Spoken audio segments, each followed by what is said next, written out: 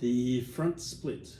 So the front split, I'm going to show you an easy version and the full version, and a nice little hack to help open up your hips for the front split.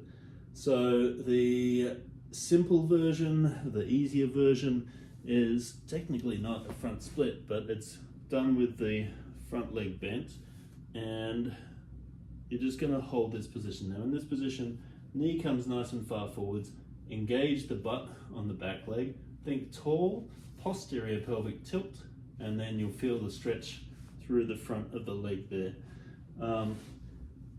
The hack is to use a band.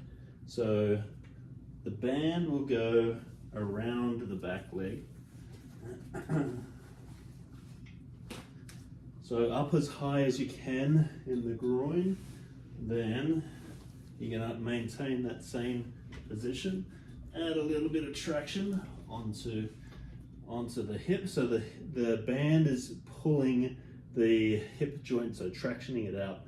Now you can drop down into the same position and just floss in there, so moving in and out of that range.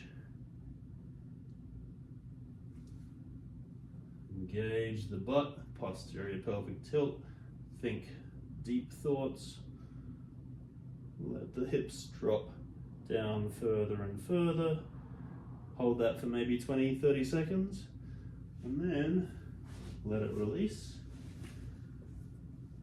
and explore how it feels to go into the full split from there. You might get all the way. For a full split, then obviously you want your knees nice and straight, and then your hips pulled down to the floor.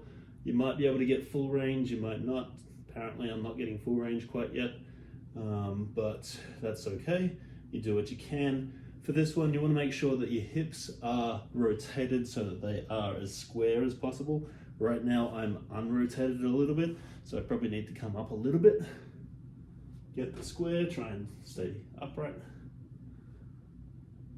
Engage through the butt on the back leg, engage through the hip at the front on the front leg, and then feeling the stretch coming up through the front of the back leg.